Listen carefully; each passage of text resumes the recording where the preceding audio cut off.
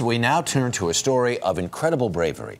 A 12-year-old girl was home alone in the middle of the afternoon when suddenly 3 men broke into her house. But she didn't panic. She called 911. 911. There's someone at my door and he tried opening it. I'm scared. It was a moment when 6th grader Mackenzie Hughes could easily have panicked. 3 men had broken into her home. He's in my room. He's in your room? Is there a lock on your door? No.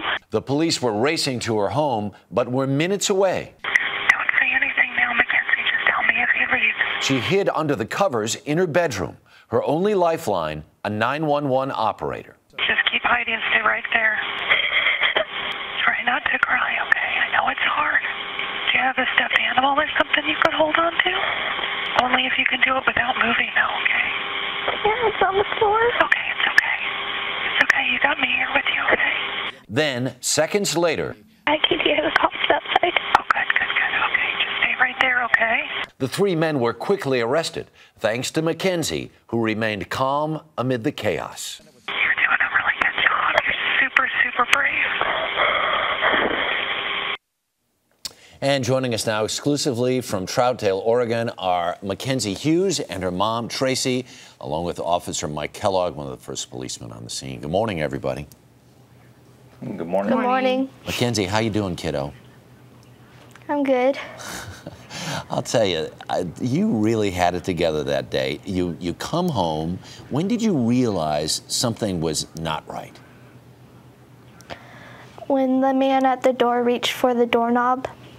You saw a guy outside and he reaches for the doorknob. And what was your first instinct then? To go in my room and call 911. Yeah. You got on the phone with the 911 operator. We heard some of it. But how important was it for you to hear a voice on the other end of the phone that was not only knew what to do, but she was also quite sympathetic, wasn't she? Yes, she was. She was really nice.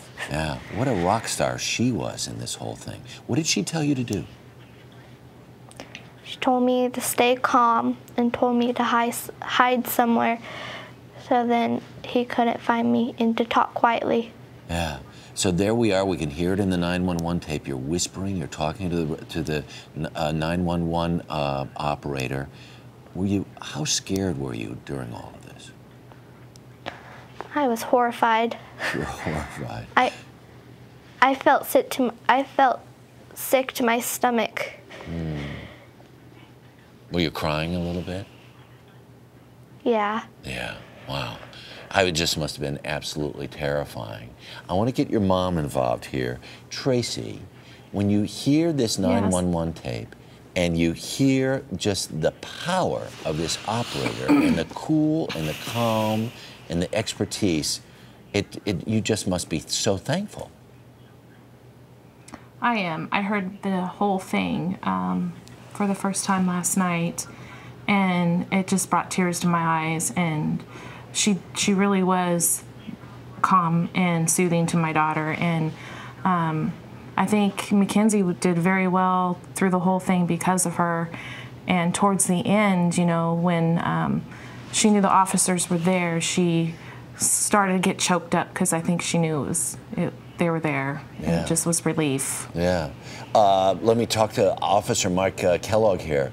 Mike, did you know there was that Mackenzie was home alone in the house as these guys were trying to break in?